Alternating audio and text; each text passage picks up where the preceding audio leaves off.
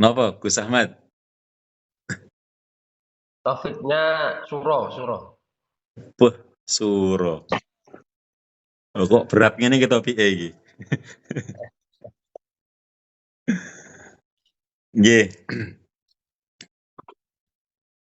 suro ya. Pribadi kalau saya memandang ini merupakan suatu bulan yang mulia ya. Saking mulianya karena di sana ada banyak rahasia-rahasia yang mungkin sedikit daripada kita itu bisa memahaminya. Tapi walaupun sedikit ya, alangkah baiknya tetap kita mencoba menggali makna ya. Siapa tahu ada suatu kemanfaatan dan keberkahan ya di balik sesuatu yang rahasia di bulan Suro ini. Suro ya kalau menurut saya pribadi itu bisa diartikan ai maknahu itu sirrun, ya, suatu rahasia. Karena biasanya ya dalam bulan ini cenderung diyakini sebagai bulan yang istimewa. Memang kalau melihat dari beberapa latar belakang ya, kita sebagai umat Islam bahwa di balik mulianya bulan Suro ini ya di sana ada beberapa background sejarah yang mungkin banyak air mata ya,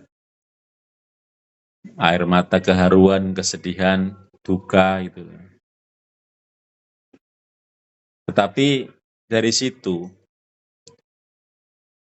bisa menjadi suatu titik tolak kita ya untuk bisa kembali move on ya, kembali melanjutkan ya langkah kita ke depan.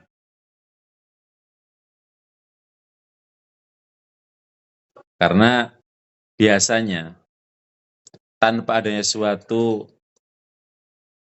rasa sakit, tanpa adanya suatu tetes air mata, kita itu memang terlalu nyaman, ya, terlalu santai, ya, di zona nyaman atau di keadaan yang dirasa seperti ini saja. Ya. Makanya Nabi juga di bulan Suro ini, bulan Muharram ini, Nabi mencoba untuk berhijrah, ya. Mencoba untuk melanjutkan ya, suatu misi ya yang akhirnya menuju kepada suatu uh, keberhasilan ataupun pencapaian yang lebih maksimal. Sahabat-sahabat sekalian, jamaah pengajian Al-Maghribi ini, kata sirun merupakan suatu kata yang memang sama dengan artinya itu rahasia.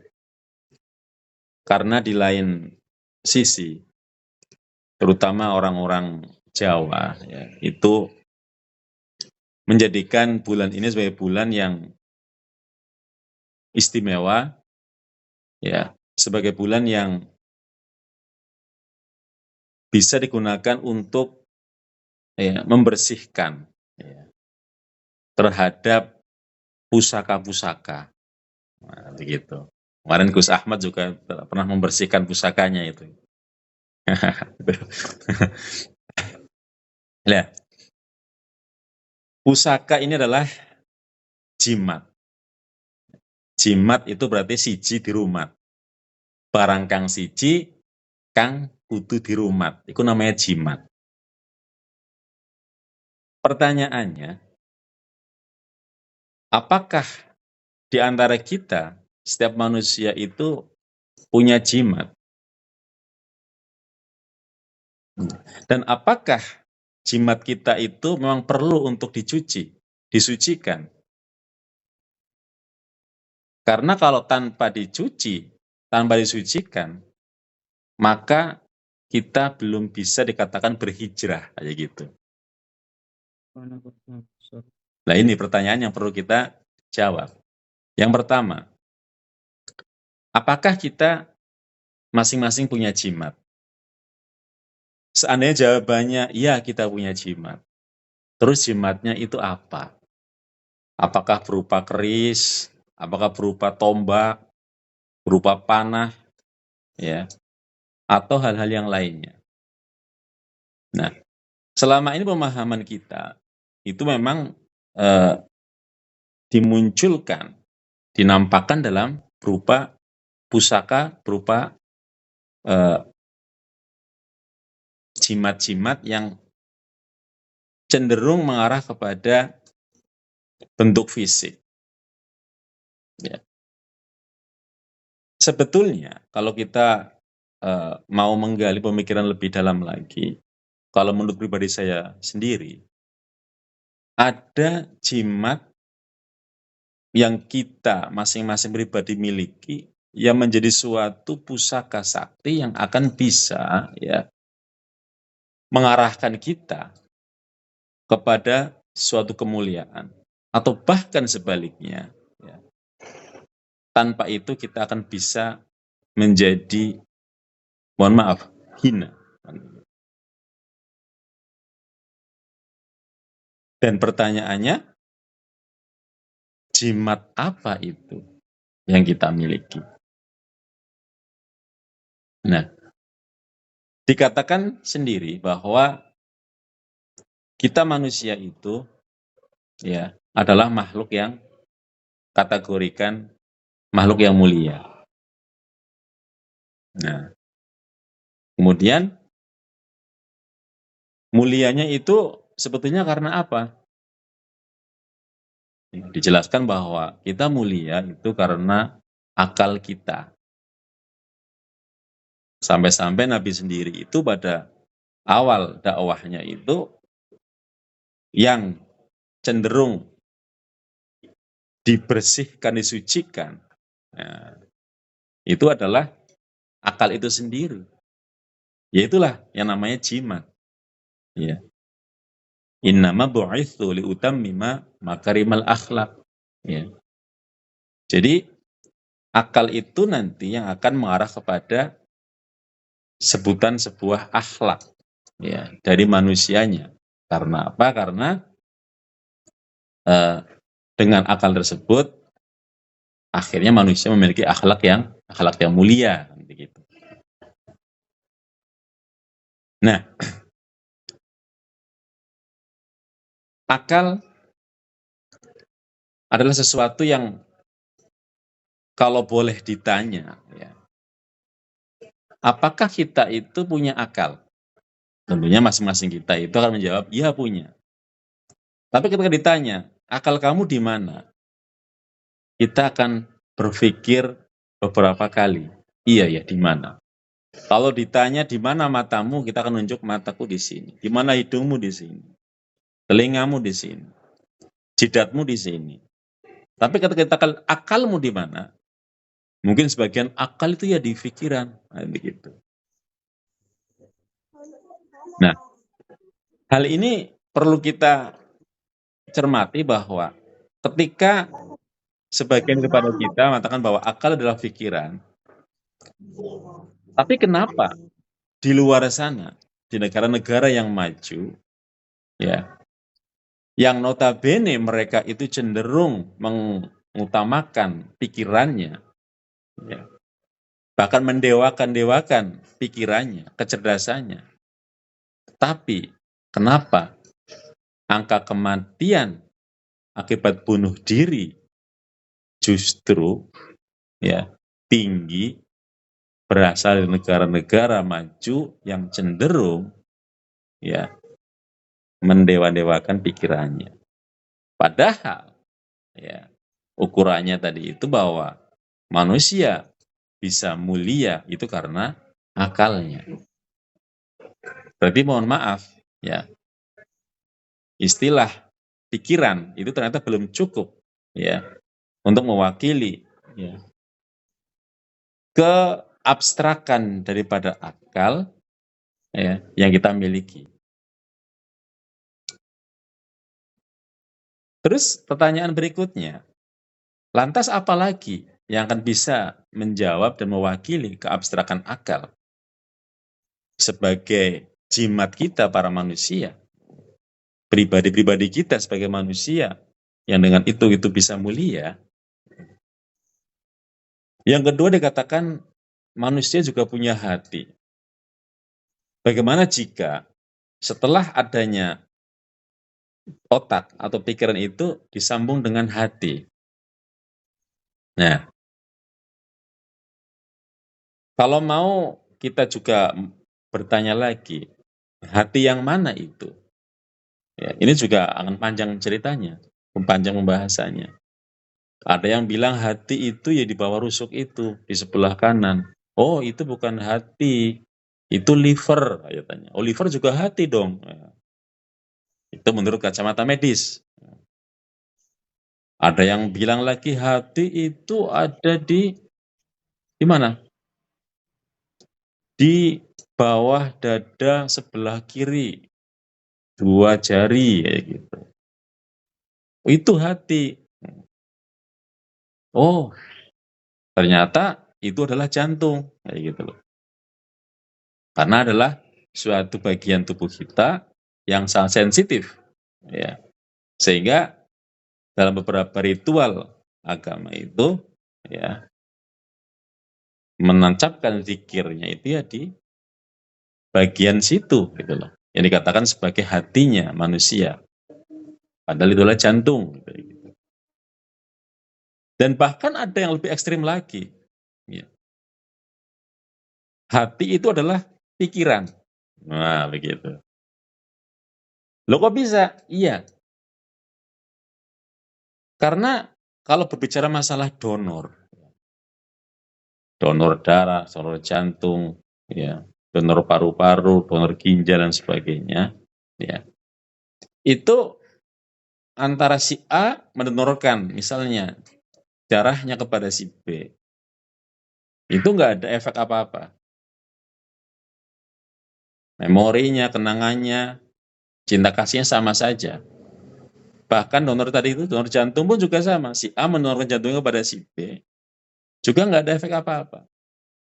Tetapi ketika ada, nah ini seandainya ada, ya, donor otak, si A mendonorkan otaknya kepada si B. Pertanyaannya, apakah keimanan, memori, cinta kasih dari si A pindah ke si B? Jawabannya ya bisa jadi. Karena ketika kita analogikakan, ya, HP yang isinya di dalamnya itu ada memorinya, ada chipnya, itu ketika diambil dan dipindah kepada HP yang kedua, maka isinya akan pindah. Nomornya, gambarnya, videonya, filmnya akan pindah. Ketika hard disk di laptop A diambil dipindah kepada laptop B, maka juga isinya semuanya akan pindah. Lah sama, ya. Hard disk manusia itu kan otak ini. Semua memori itu ada di sini semua. Bahkan termasuk keimanan juga di sini. Nah, itu ketika dipindahkan dari A kepada si B, maka tentunya akan bisa pindah. Nah, kalau dikatakan bahwa iman itu di hati, oh berarti itu artinya iman itu ada di dalam otak. Nah, itu. Jadi, bisa jadi bahwa kenapa kok hati itu juga termasuk otak? Ya ini alasannya. Seandainya ada donor otak, maka yang terjadi adalah semua memori, kenangan cinta kasih termasuk keimanan juga akan pindah, ya, ikut pindah dari A kepada si B. Oke, ya. Yang pertama tadi otak, yang kedua hati, ya. Apakah ini sudah cukup pantas mewakili keabstrakan daripada akal itu sendiri? Yang mana akal merupakan pusaka kita, jimat kita yang bisa membuat kita mulia. Kalau seandainya itu sudah cukup, maka kita semua akan masuk dalam kategori jam'iyah aliran kebatinan. Wah, ini Gus Ahmad ini ya, pakarnya ini. Loh kok bisa?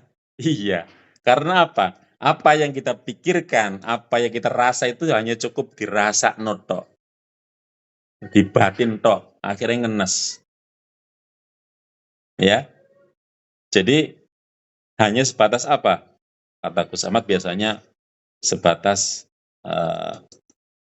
karya kata gitu loh.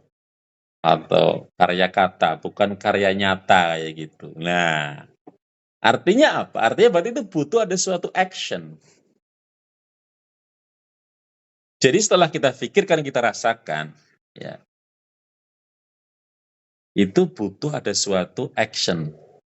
Yaitu apa? Mewakili dari panca indera kita, dari fisik kita. Itu namanya amal. Nah, kalau kita mau simpulkan, jadi yang namanya akal itu berarti kolaborasi ya, dari otak, pikiran, kemudian hati, dan juga amal, perbuatan. Itu baru namanya akal. Karena dengan itu nanti ya barometer kemuliaan akan bisa diukur. Ya, setelah amanu baru wa'amil solihat. Nah, inilah yang namanya pusaka, yang namanya jimat. Dan ini ya, kalau diyakini bahwa bulan ini bulan yang mulia sebagai bulan untuk mensucikan pusaka kita, ya akal kita inilah yang perlu disucikan. Ya, ya inilah keris kita, ya inilah tombak kita. Akal kita. Nah, menyucikannya dengan apa? Ya, kalau saya lebih cenderung mengatakan bahwa mensucikannya dengan air. Airnya yang apa? Air yang bisa menghidupkan. Nah, itu namanya apa? Namanya ma'ul hayat. Nah, ma'ul hayat. Air yang bisa menghidupkan. Ya, jangan air comberan, ya nanti paling tambah nggak bersih, nggak suci, tambah kotor gitu kan begitu. Nah, kalau mau kita perhatikan di dalam tubuh kita ini prosentase ya yang paling dominan itu adalah unsur air, zat cair. Ya, bisa 60% atau bahkan 80% itu adalah didominasi oleh zat cair. Ya.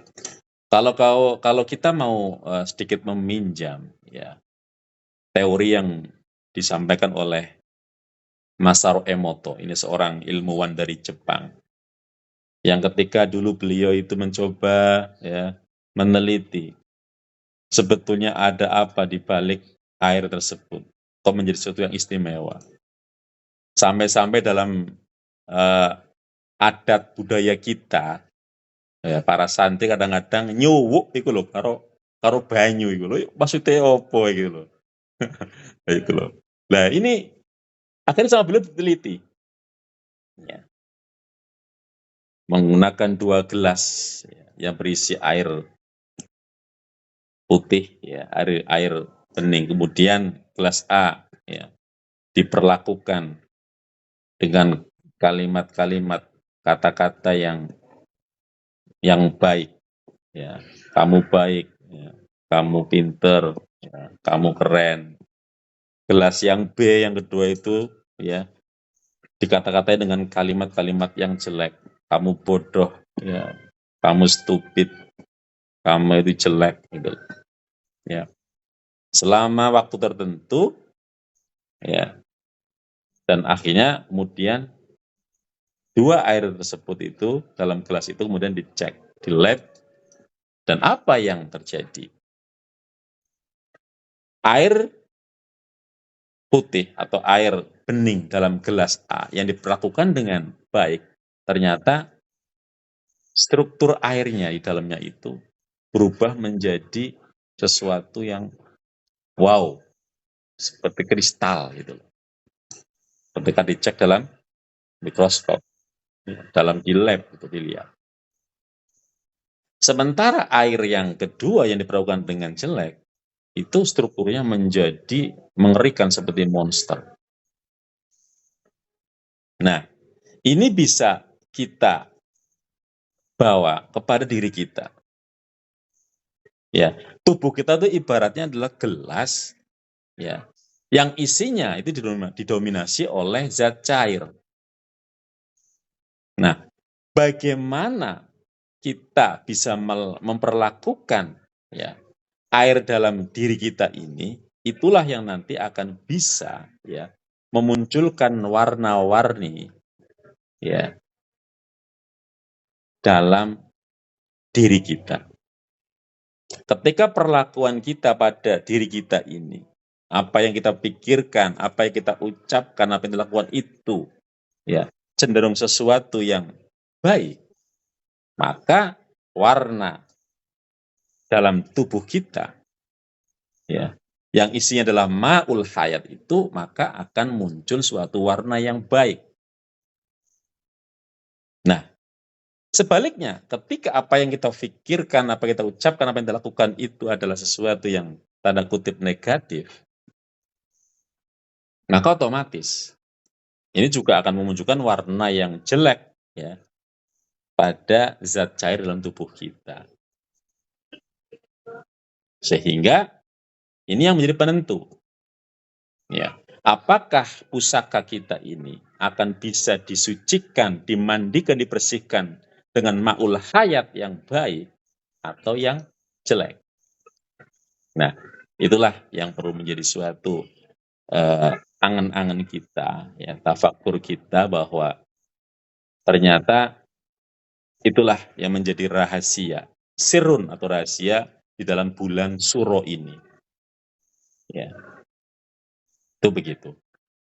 Semoga kita semua ini dalam kategori ya hamba-hamba yang cenderung mau berupaya untuk selalu ya memperlakukan ya maul haid dalam tubuh kita itu dengan baik sehingga nantinya pusaka kita, jimat kita itu benar-benar akan dibersihkan, disucikan ya sebagaimana sucinya, mulianya ya bulan ini, Muharram ini, bulan Suro ini, dan kita akan bisa menjadi pribadi yang berhak untuk hijrah ya hijrah ya melanjutkan misi kita ya menjadi lebih baik lagi ya lebih manfaat lagi ya, dan akhirnya menjadi keberkahan bagi kita semuanya.